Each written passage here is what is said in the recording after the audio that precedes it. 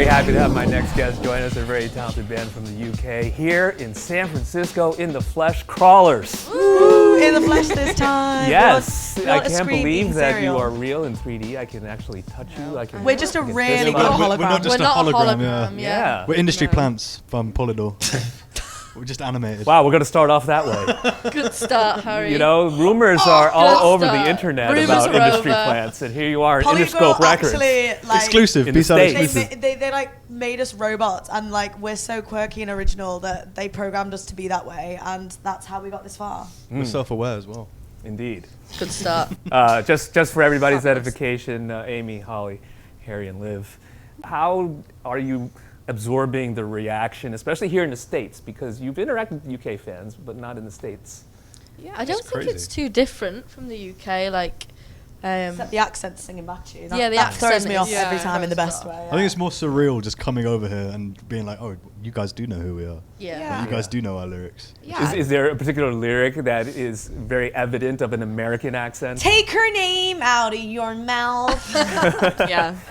Because you like we sing that bit all together because obviously it's so like a prominent lyric in, you know, how we got here and stuff, and obviously doing that. And the first night I took my in-ears out and I was like, oh yeah, y'all are American. Yeah. What's going on? I think it's as well really though, like the fact that we have just been so busy, like every now and then we only get like a brief moment to sort of be like, oh, this is happening. But I think because purely of how busy we are, it's just kind of like just have to get in and out. You don't really have a moment to think until you get like time off. Yeah. quite nice. yeah. Like I do feel like because we've been traveling so much, like Jesus, you have roads. Like Yeah. we're driving a lot, and it's great. You But, have roads. We have roads. We don't have those in England. Yeah, no. we travel fly by everywhere. cycle carriage. everywhere in Cycle.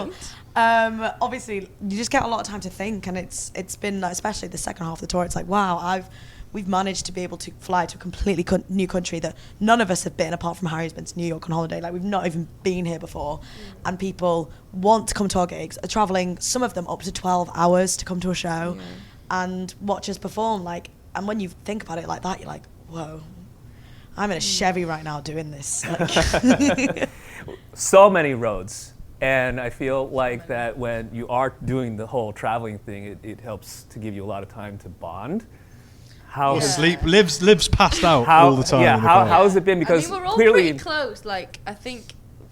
a bit too close. Yeah, we're all just Yeah. best friends. So like, it's all just been one big laugh, really. But yeah, like Harry said, Liv is asleep for like 90% all of the the time. trip. It's honestly, it's like a superpower. Like you would It's be so jealous. much. It's You would be actually jealous. unbelievable. But like, you turn around and you go, so, isn't that right, Liv? One of the like at one point in the first week, you slept for like 10 hours at night, and then you still managed to sleep for like 6 hours in the car. It was I was crazy. very jet lagged. No. I was very No, you were just sleeping. Liv, you do that at home? I was jet lagged. your parents must have loved it when you were a baby. All they did was just drive yeah, around just the slept neighborhood. all the time. Literally just slept all the time. And if they ever get into an argument with you, they're like, "Liv, let's go take a ride and talk about this." You Honestly, did that's say you what- used to go in the car a lot as a kid. Yeah, to knock you off. so apparently, I remember my mum telling me that when I was a kid, literally the only way that she could get me to sleep was to literally drive me around in the car with Depeche It Mode all on for makes some reason. sense now. Literally, That's how you all turn makes into a goth. Literally, that's how I turned into a goth. A Literally, just sleepy Depeche goth, Mode. Depeche Mode in the Yeah. car. That's how it happened. Do any of you get inspiration as you are just staring off into whatever part of America that you've been in? Honestly, I think like I'm really surprised with how I've been so songwriting heavy at the minute, which is really exciting. Like, because obviously you do these long rides. I'll just sit there, and I've been listening to a lot of podcasts about like how songwriters do things. We sit. Honestly, I don't think I've listened to so much music in my life because like we'll just sit and just listen to music and all take turns, and it's just constant inspiration. And then you're around a new environment, and every time I'm itching to get into the hotel and pick up a guitar and do some songs. And obviously like had a lot of stuff as well sitting down, and our manager came to our LA show and I was telling him about a song, and he goes, have you been sitting on this one all this time? I'm like, yeah. And I was there in the dressing room showing him, and he was just getting all excited about it. And it's great, I think, because it's just so new. Like, I've been living in Liverpool for 5 years, and I've never been able to have such a culture shock. So it's just like, wow, I'm we're all shocked. listening to just like, because we're all into different music anyway. I'm Amy's going through my emo phase. I'm going through my emo phase at the minute because We've like been waiting a long time for Mark, this. our tour Shout out to manager, Hot and, like, Milk. These lot, shout out to Hot Milk. These lot are really into like the scene, kind of, you know. Where were you when this kind of light bulb moment happened? It was like literally the first day Mark was playing this song, and Mark plays like a lot of music. What city were you in? Atlanta. Were you in Chicago, Atlanta. like home of No. Fall Out Boy or something? Or No, New I'm not- Jersey I'm not for there My yet. Chemical I'm not Romance? Yet. I'm not at Fall Out Boy yet. You like But Amy's on this one song at the moment, so One she's song. still yet to endeavour it further into. No, I'm on Neck Deep at the minute. Wait, what Yeah, song? like in Neck Deep. it's called Candy Coated Lies By by Hot Hot Milk. Oh, They're a okay. band from Manchester. We played it like 3 times back to back in the car yesterday. Literally. Only So maybe 3. the next phase of Oh, Crawlers it was will be like- like seeing emo.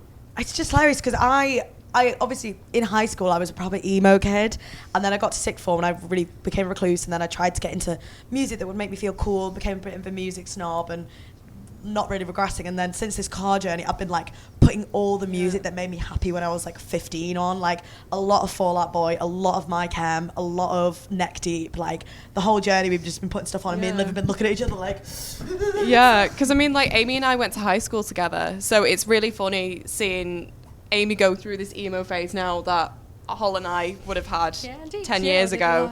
We're like, welcome to the club. it's great. And I think like because it's not even just us as a band, like our tour family, we're all like that, like Mark and Jess. So Mark's our TM and Jess our photographer, and honestly we just sit in the car and we just chat absolute wham constantly. Like the stuff that we were saying on this journey would not be good for this podcast because it's just so funny and silly, like The point, Holland.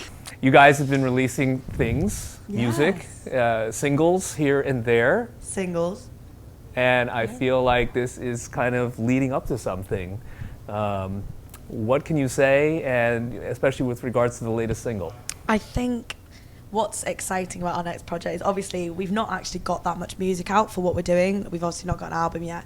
It's not going to be an album, is all we'll say. When we're gonna work on that. Or will it be? Or will it be?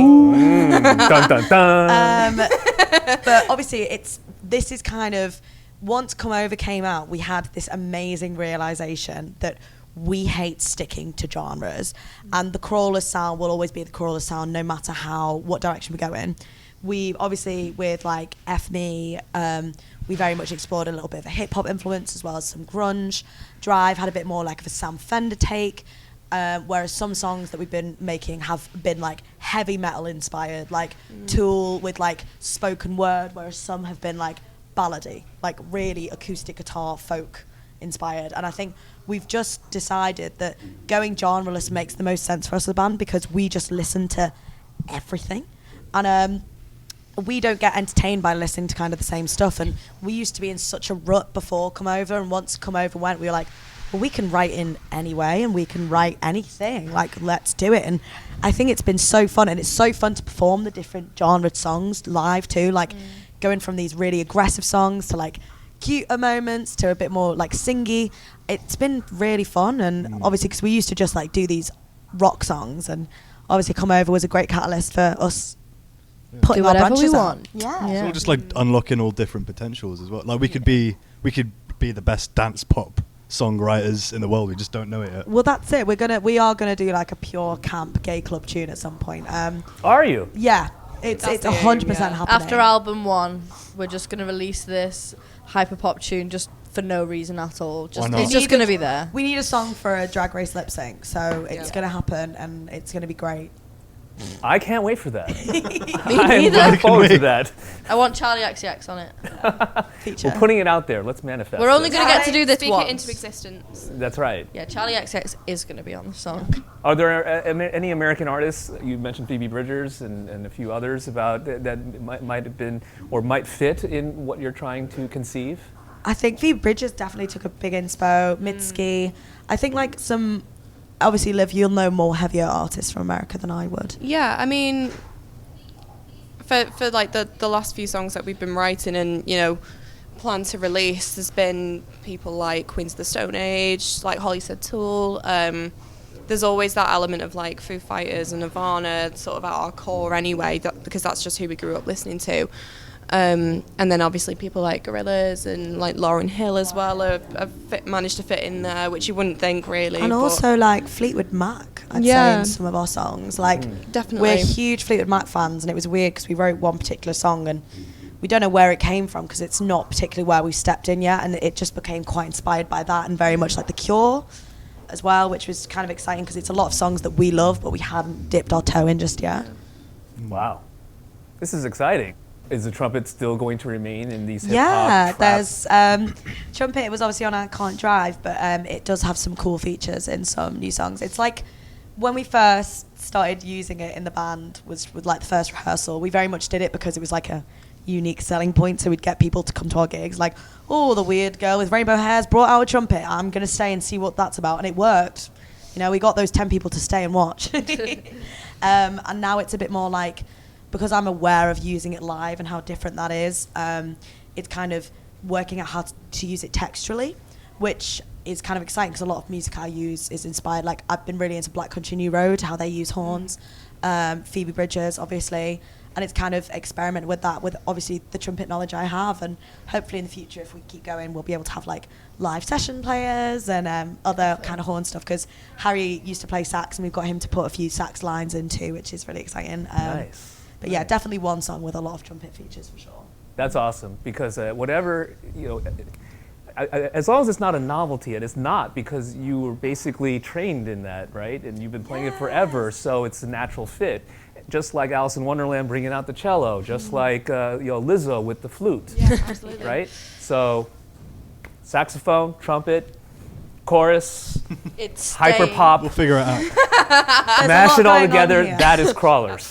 I give you crawlers. I give you crawlers. Awesome. Well, I can't wait to see the live performance here tonight. It's gonna I'm be waiting great. to see it.